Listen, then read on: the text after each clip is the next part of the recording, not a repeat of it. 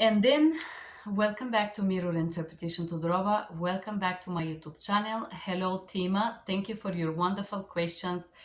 It's a really complicated situations that we end up as the interpreters. This video will be for members only for now. Questions that you ask me, and thank you, Tima, for making the effort to grow with me and discuss this and try to understand how to be a better interpreters together. And this is a question that you asked like last week. And at least, but not last, can you make a video on how you deal with family members who want to interpret? A very good question, incredible question. And I am very grateful that you asked, because this whole situations that you described, they're a little bit controversial based on best practice, best protocols, the laws why medical interpreting was introduced to US medical system, and how to deal with family members that want to interpret. I had situations like this very often, especially in banking, collection, money, social services, I don't know, Medicare, Medicaid calls. Not only family members, sometimes friends call and they want to speak on the behalf of the member. But here in America, I'm gonna jump right into it. The conflict and the problem with this is that we have HIPAA. HIPAA is law that protect privacy. I have done so many trainings on HIPAA.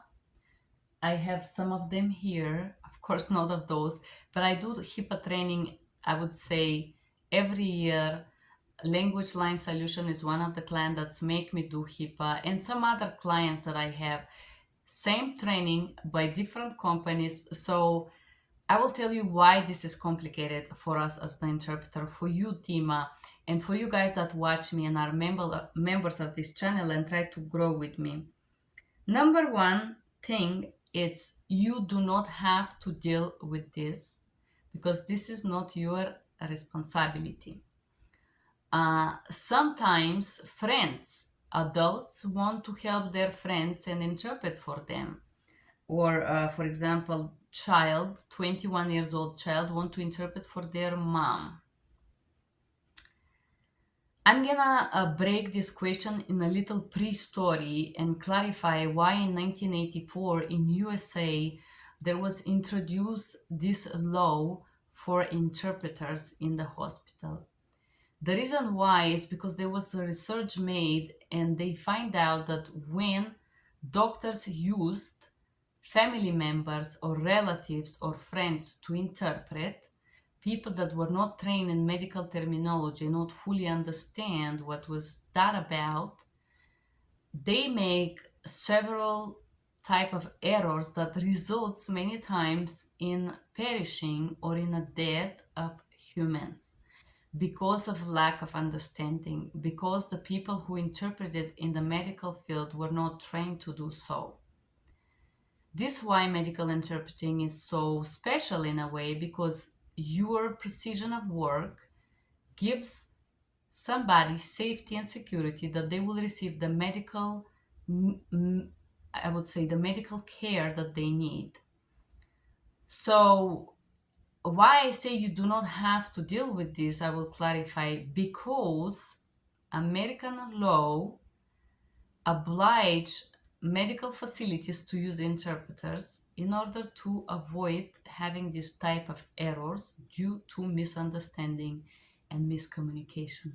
So number one, it's not your job to deal with this, because already the American legal systems has established that interpreter is needed and why interpreter is needed. Therefore, I will share here with you that I have quite a lot of clients that have dental appointments, and some of these doctors does not want to use telephonic interpreter because of the procedures that they do.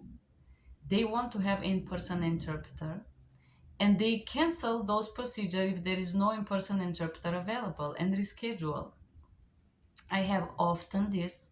I interpret over the phone, and I have clinics that will cancel and send patients home because there is no interpreter present in the office because of the specificity or the things that they're gonna do.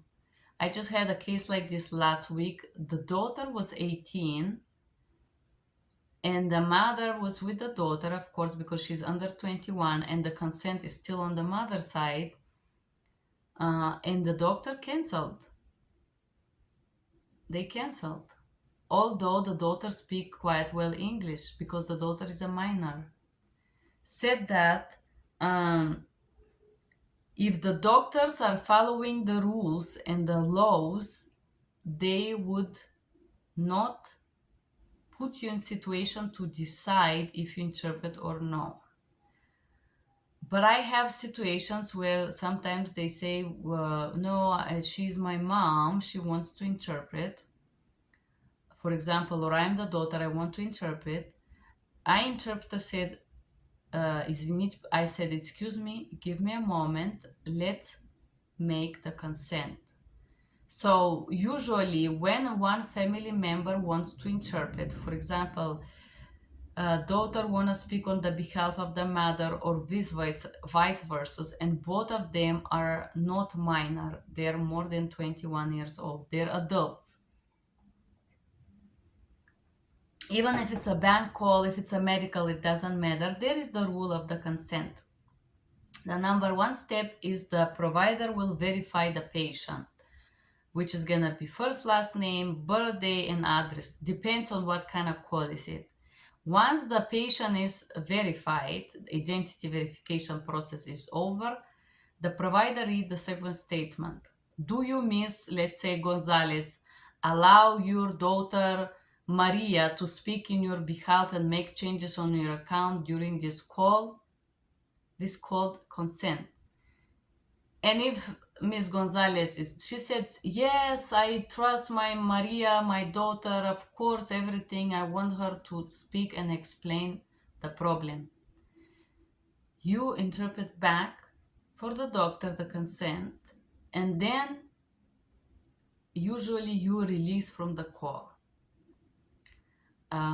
There is different situations sometimes why doctors allow family members to interpret in medical calls. For example, the daughter is a doctor, the daughter is nurse, it's a medical person, and you don't know this. However, the doctor knows this. It's not your job to argue there and be like, oh, but I should do this. The mother wants to interpret or the family member wants to interpret. It's not your job to decide who does the job of the interpretation. If a family member says, I want to quero traducir para la mia mamá, for example, I want to be translating for my mom, you interpret this in English and say, daughter speaking, I want to interpret for my mom, would you do the consent form? Or I want to speak and interpret for my mom. You as an interpreter do not have the power to decide who does the job. Your job, even if it's very short call, it's to confirm that you interpret this portion. Sometimes you don't know who is speaking. Sometimes I hear a second female voice and says, I want to interpret for Miss Gonzalez, for example. And interpreters say there is a third person on the line, third person statement. I want to interpret for my mom. I want to interpret for her. I want to interpret for Miss Gonzalez. And then usually the provider says, interpreter, did I hear correctly? There is another person on the line. Interpreter confirms, yes, sir, there is another person on the line. The provider have to read consent form. Do you allow me to share information with a third party on the line? Do you allow me to discuss financial personal information with your son, with your daughter, with your friend? This is the provider's job to do this. It's not your job to set how this dynamics goes, but as an interpreter, the moment that you hear that there is additional persons on the line, you have to clarify. Interpreter clarifying, there is additional person on the line, a female lady. And this is how you handle this. Uh, the providers will go through the verification process and get consent to speak on the behalf of X. This is how, if family members or friends or relatives want to interpret or assist during call or during any type of need of language interpretation. Sometimes I just verify the person and then give the person give consent to daughter, sister, caregiver to speak on their behalf. I hope this was useful, Tima. Don't forget to share and subscribe, and you guys are my subscribers. I hope this video was useful for you. Thank you for being here and have a great day. Bye bye.